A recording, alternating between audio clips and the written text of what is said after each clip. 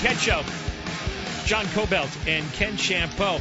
This week we've been talking a lot about a story in the Wall Street Journal written by Michael Boskin and John Cogan. It was entitled California's Greek Tragedy, and it really encapsulates the last 25 years of disaster economically that's led us to become America's version of Greece. If you haven't read it, go to KFI AM640.com, click to that John and Ken page and read it, California's Greek Tragedy, because even though it's short, it is, as John just put it, an excellent summation of where we are with our horrible budget problems. And horrible tax situation, horrible business climate. Here's what jumped out at us. Paragraph 2. From the mid-1980s to 2005, California's population grew by 10 million. Medicaid recipients soared by 7 million. Tax filers paying income taxes rose by just 150,000. We got 10 million new people and only 150,000 pay income tax? The prison population swelled by 115,000. How did we end up with almost as many new prisoners as we do income tax filers? Considering we grew by 10 million. Well, that ain't going to work. Senior fellow at the Hoover Institution, professor at Stanford, John Cogan, is on the line with us. John, I've been waiting for several days now to see if you were going to correct that paragraph, that it couldn't possibly be true, some kind of typo, but it's not, is it? No, unfortunately, it's not, gentlemen. It is quite a summary of the very bad path that California has taken over the last several decades.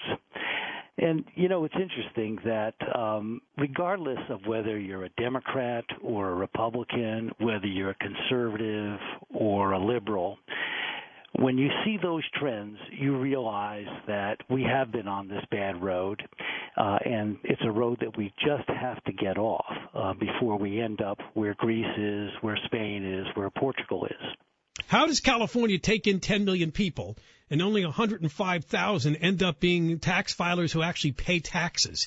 What does that say about the changing demographics of the state? What's going on there?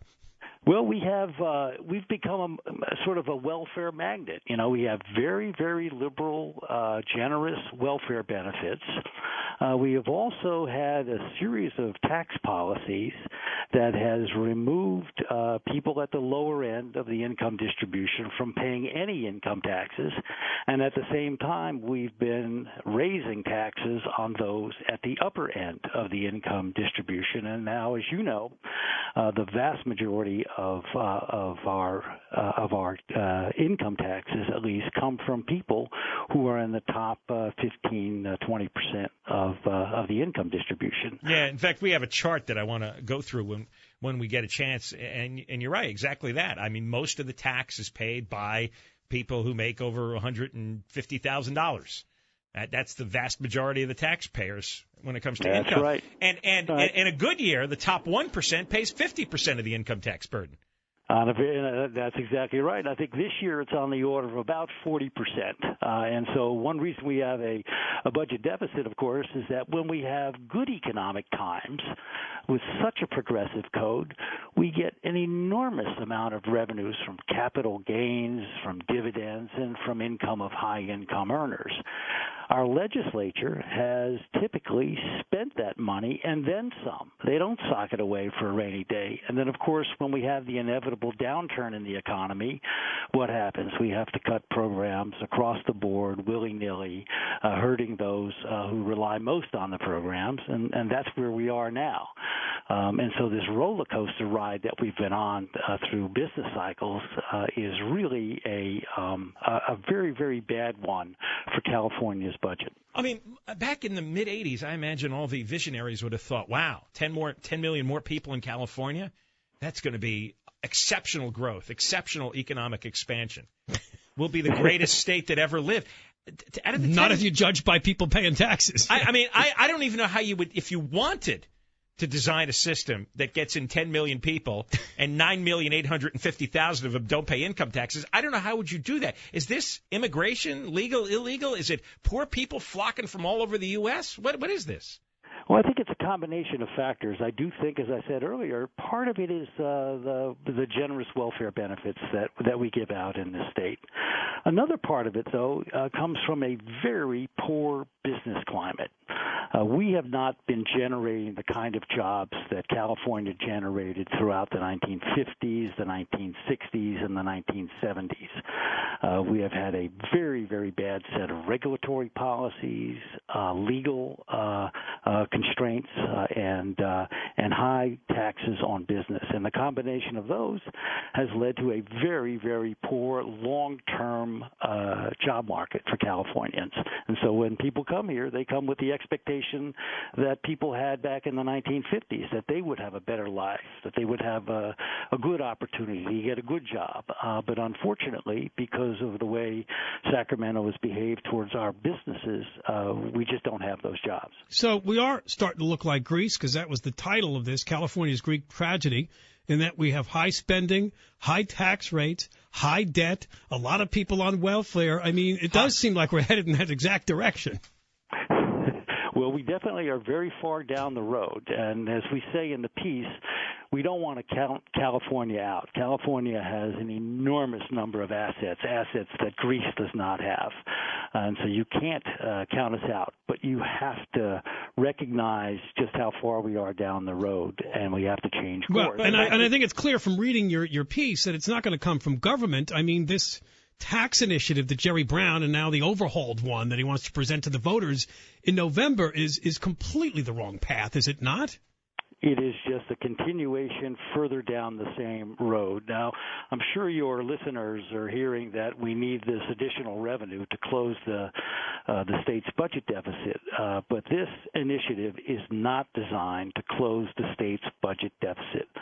The governor has proposed a $7 billion increase in spending for next year compared to what we're spending this year.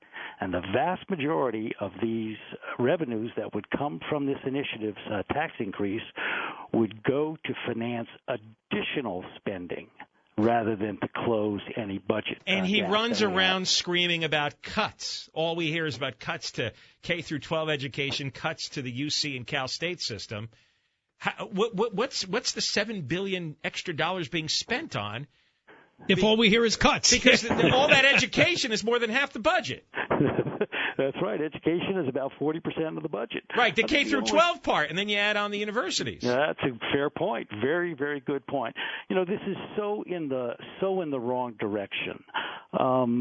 We've had two very high-level commissions that have looked at the California tax system in the last 4 years.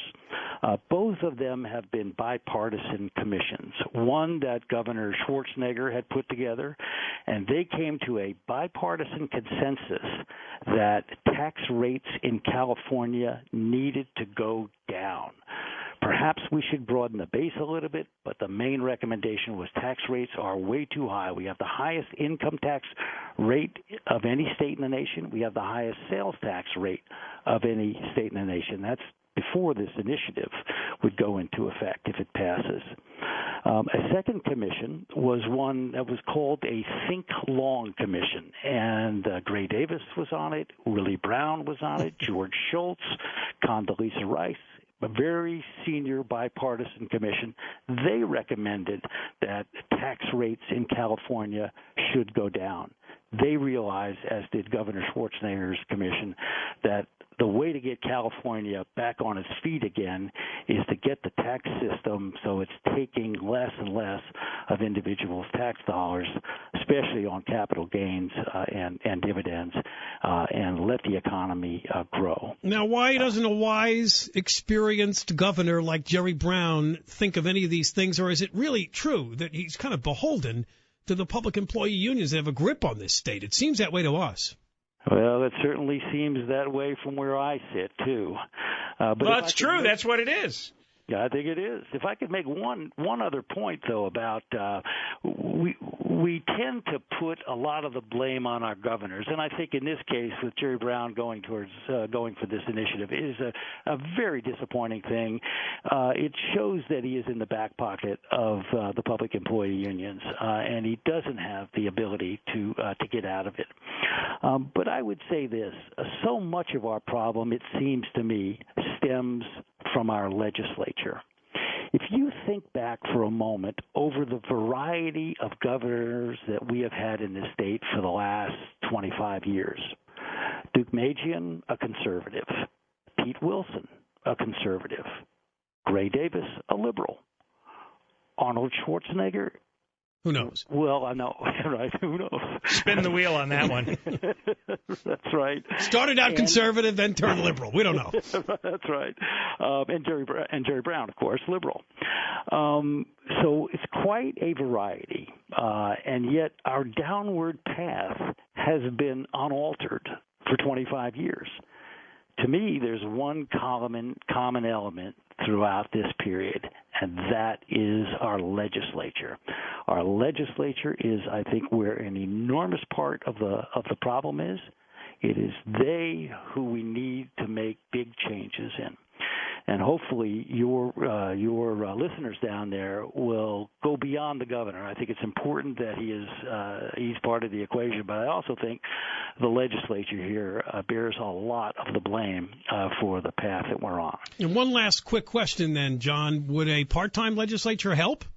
Oh, my gosh, I would think a part-time legislature would be great. Our legislature spends so much time doing nothing. I picked up the newspaper, as I always do at the beginning of the calendar year, to see what bills our legislature has passed. And it is quite an instructive thing. It is one silly little thing after another while the big problems of our state go unaddressed. Now, I think it's about time that we went back to a part-time legislature, one that really understood what the needs of the people were and just how difficult times have come because of what has come out of Sacramento. I think it will get far better legislation. I think it will get far better regulation. And I think it will have a far healthier economy. John Cogan, thanks for coming on with us. So it's been a pleasure, gentlemen. All right. Senior fellow at the Hoover Institution, professor at Stanford. I want to read you the chart when we come back on how much the wealthy pay in taxes in the state, the percentage they contribute. It's astounding. John and Ken Show, KFI AM640, more stimulating talk radio.